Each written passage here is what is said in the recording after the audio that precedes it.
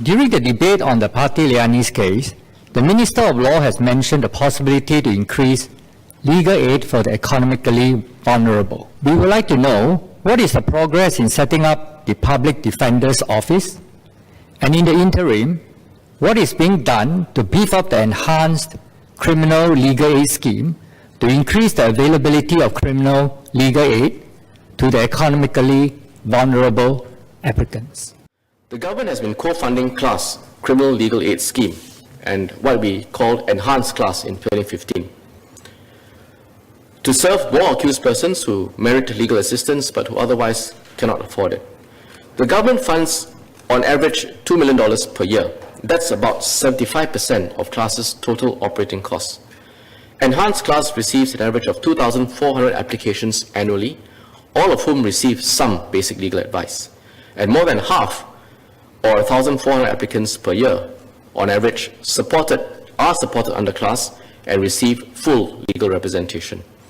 This is more than 3 times the number of applicants who have benefited from full legal representation prior to Enhanced CLAS in 2015. CLAS currently covers 17 acts. These account for about 70% of non-capital criminal charges filed in the state courts. So we are mindful of the need to and will continually and proactively review how we can enhance access to justice for accused persons of limited means. As stated in the ministerial statement on Pati Liani against public prosecutor last November, we started reviewing our criminal legal aid model in 2019, 5 years since the start of Enhanced CLAS. This year, we will conclude our study on how we can enhance the provision on criminal legal aid, including the coverage in terms of means criteria and offences, and the possibility of setting up a public defender's office. We are carefully studying the experiences of other countries to avoid the problems they have encountered, such as abuse of legal aid by wealthy defendants and its corresponding impact on the legal fraternity. We will consider both the coverage and the measures that we should adopt to ensure that we will have a sustainable criminal legal aid model. In the meantime, we are continuing to make improvements to legal assistance for accused persons under CLAS. We introduced new means test criteria for civil legal aid in October 2019, as I mentioned, aligned with those commonly used in social support schemes, namely per capita household, annual value, and the applicant's savings and non-CPF investments. This year, we will extend the new means test criteria for CLAS as well. There will be no material impact on the overall households eligible. We will maintain it at 25%. There will be no drop.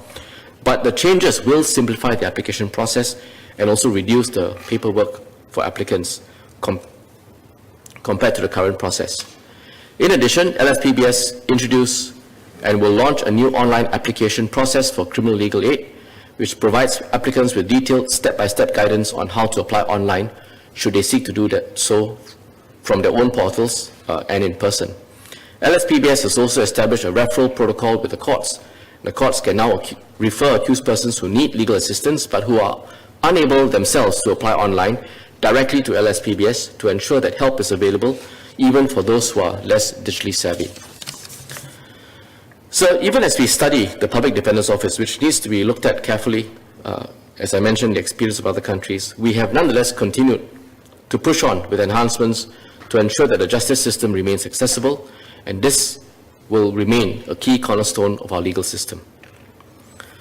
Third, we will introduce a framework for conditional fee agreements to provide an additional litigation funding option for international arbitration, for domestic arbitration, and certain prescribed proceedings in the Singapore International Commercial Courts, the SICC. So CFAs are agreements where a lawyer representing a client in a claim receives payment of some or all of the legal fees only if the claim is successful. We are studying how CFAs may be adopted for certain categories of domestic proceedings. The intent behind the CFAs is to allow for litigants, including businesses facing risk of insolvency or cash flow issues, to pursue meritorious claims which they may otherwise not have been able to pursue.